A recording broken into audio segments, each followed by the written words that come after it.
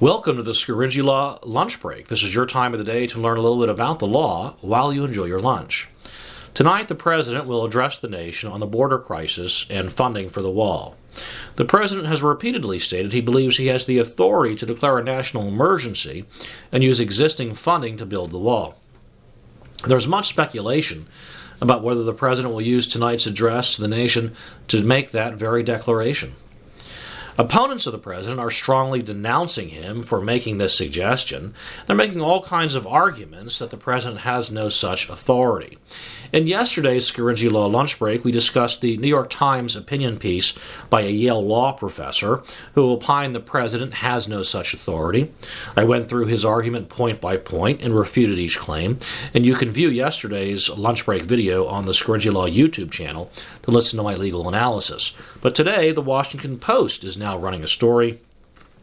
It's quoting Democratic opposition to Trump's suggested course of action. It quotes House Judiciary Committee Chairman Gerald Nadler, Democrat of New York, who stated, "We will oppose any effort by the President to make himself a king and a tyrant."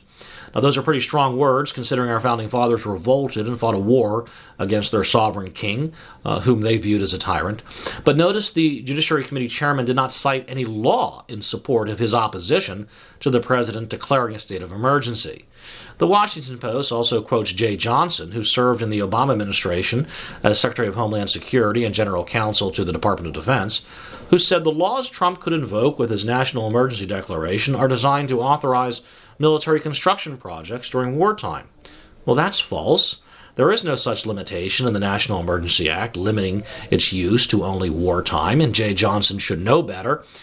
In 2009, then President Obama, whom Jay Johnson served, declared the swine flu outbreak a national emergency, and there was no correlation between the swine flu and war.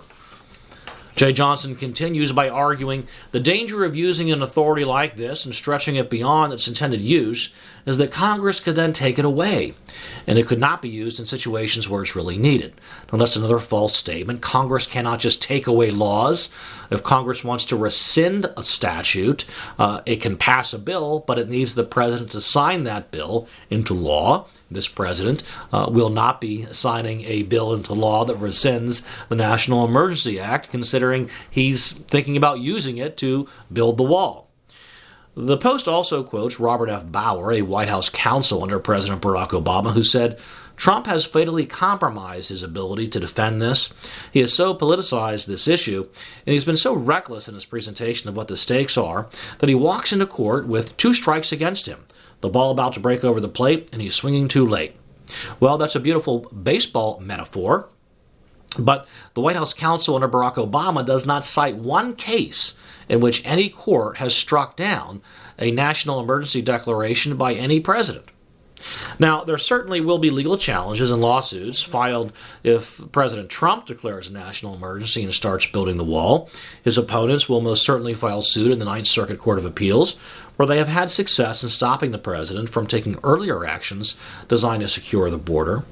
But neither the New York Times nor the Washington Post, in their strong opposition to the President's suggested course of action, have been able to muster any solid legal arguments in support of their position that the President lacks the legal authority to do it. In fact, the Washington Post has mustered no legal arguments of any kind. Well, we will almost certainly learn more about the President's intentions when he addresses the nation tonight. I just wanted to make sure that you are aware that the President has the legal authority to make this national emergency declaration and use funds already appropriated to the Department of Defense for military construction to construct the wall. Until the President makes the address, we'll have to we'll find out what the President's intentions are tonight when he makes his address to the nation. Until then, that's about all the time we have today for the Scaringi Law Lunch Break. I hope you learned a little bit about the law. Thanks for listening, and enjoy your lunch.